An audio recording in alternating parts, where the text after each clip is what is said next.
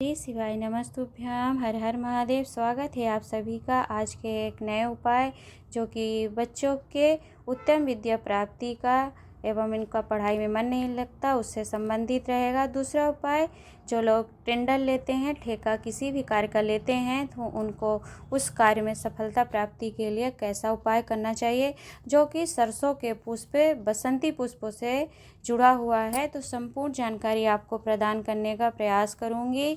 14 फरवरी माँ सरस्वती का प्रागट्योत्सव है, अर्थात 14 फरवरी 2024 दिन बुधवार, माघ महीना, शुक्ल पक्ष की पंचमी तिथि। पंचमी तिथि कौन सी है? गुप्त नवरात्र, अर्थात माघ महीने में 10 तारीख से गुप्त नवरात्रि का प्रारंभ हो रहा है। तो इस महीने का अपने आप में महत्व तो है ही साथ बसंत पंचमी के दिन माता सरस्वती का प्रागट उत्सव है। फिर माता नर्मदा का भी प्रागट उत्सव इसी माघ के महीने में हुआ है। त्रिपुरा सुंदरी माता का प्रागट्य इस मास में हुआ है।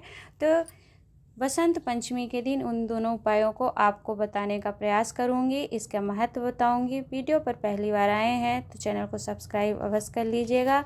साथ ही साथ वीडियो को स्किप नहीं करिएगा, पूरा सुनिएगा, देखिएगा, तभी आपको उपाय एवं इसके महत्वों को जानने का एवं समझने का आपको अवसर प्राप्त होगा।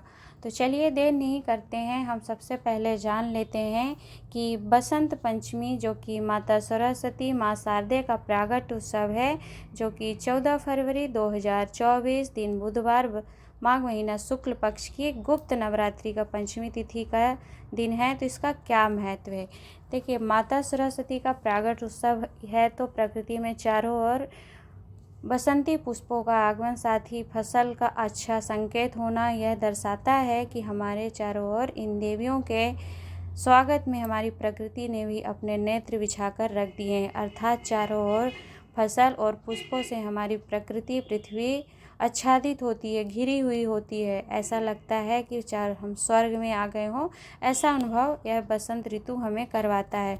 तो बसंत ऋतु आया नहीं है, आने का, आगमन होने का संकेत प्रदान करते हैं ये सरसों के बसंती पुष्प। तो इससे ही आपको उपाय करना है। जान लेते हैं कि इसका क्या महत्व है। देखिए, माता सरस्वती का जो भ्रमण का समय होता है, सुबह ब्रह्म मुहूर्त 4 बजे से लेके पितृ देवताओं का समय जो होता है 10:30 बजे, उस समय तक माता सरस्वती माँ शारदा पृथ्वी पर भ्रमण करती। इसीलिए विद्या अध्ययन एवं पढ़ाई के लिए सुबह का समय बहुत श्रेष्ठ एवं अच्छा माना जाता है। यदि ब्रह्म मुहूर्त में बच्चे पढ़ाई करते हैं तो उन्हें कंठस्थ होता है, ज्ञान प्राप्त होता है और माँ सरस्वती उनके मस्तिष्क से कंठ पर विराजमान होकर उन्हें ज्ञान प्रदान करती हैं, क्योंकि वह ज्ञान की देवी हैं। माता सरस्वती का पृथ्वी पर भ्रमण का समय गर्ग संहिता एवं शिव महापुराण वर्णन करती है कि पितरों के समय 10:30 बजे के बाद माता सरस्वती पृथ्वी से ओझल हो जाती हैं। इसी समय पर यह जो पढ़ाई का होता है समय बहुत विशेष माना जाता है, 4 बजे से 10:30 बजे तक। इसीलिए बच्चों को इसी समय पर पढ़ाई करना चाहिए, तो उन्हें संपूर्ण ज्ञान माता सरस्वती प्रदान करती हैं। आपको थोड़ा सा स्मरण कराना चाहूँगी कि माता सरस्वती का नाम एक शारदा नाम से भी उनको संबोधन दिया गया है। शारदा नाम माता पार्वती ने उन्हें प्रदान करा था। इसीलिए माता सरस्वती का जो नाम है, काव्यगण स्कूलों में सरस्वती का स्मरण ना हो करके शारदा माता का स्मरण ज़्यादा होता है, क्योंकि माता शारदा को माता पार्वती के द्वारा दिया गया यह शारदा नाम बहुत पसंद आया था। तो माता सरस्वती ने माता पार्वती से कहा था कि माँ, यह शारदा संबोधन जो आपने मुझे प्रदान करा है, यह मुझे बहुत प्रिय लगा है, मुझे अच्छा लगा है, पसंद आया है।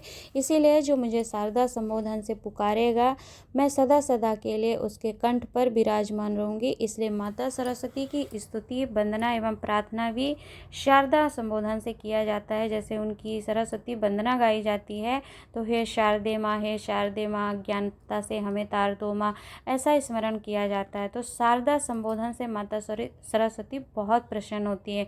तो विद्या अध्ययन के लिए सबसे सर्वोपरि एवं उत्तम एवं प्रबल दिन कहना चाहिए बसंत पंचमी का दिन होता है, क्योंकि भगवान शंकर को बसंती पुष्प बहुत प्रिय होते हैं।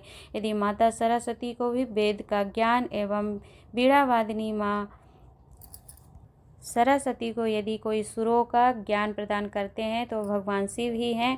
तो यदि आपके बच्चे में भी कुछ इस प्रकार की विद्या प्राप्ति से लेकर कोई भी समस्या है, उनका मन नहीं लगता है, और चीज़ों में मन लगता है परंतु विद्या अध्ययन में उनका मन नहीं लगता है, तो आप स्क्रीन पर देखेंगे कि सरसों का खेत दिख रहा है। तो इस प्रकार आपके आसपास कहीं खेत प्राप्त हो जाए तो वहाँ से ये सरसों पुष्प, बसंती पुष्प लेकर आइए और किसी भी शिवालय में जाइए। बसंत पंचमी के दिन आपको स्मरण करा रही हूँ, बसंत पंचमी के दिन 14 फरवरी दिन बुधवार को आपको यह पुष्प पहले ही ला के रख लेना है। और फिर बच्चे को लेकर, माता सरस्वती का पूजन तो हम स्कूल, विद्यालय सभी जगह होता ही है, तो आप बच्चे को शिव मंदिर में ले जाइए और वहाँ पहुँचकर भगवान शंकर का स्मरण करिए। माता सरस्वती का स्मरण कराते हुए बच्चे को यह सरसों के पुष्प स्क्रीन पर जो आप देख रहे हैं, इनके 31 पुष्प आपको तोड़ कर ले आना है और एक एक करके बच्चे के हाथ से आप समर्पित करवाइए माता सरस्वती का स्मरण करते हुए या फिर श्री शिवाय नमस्तुभ्यम मंत्र को बुलवाते हुए।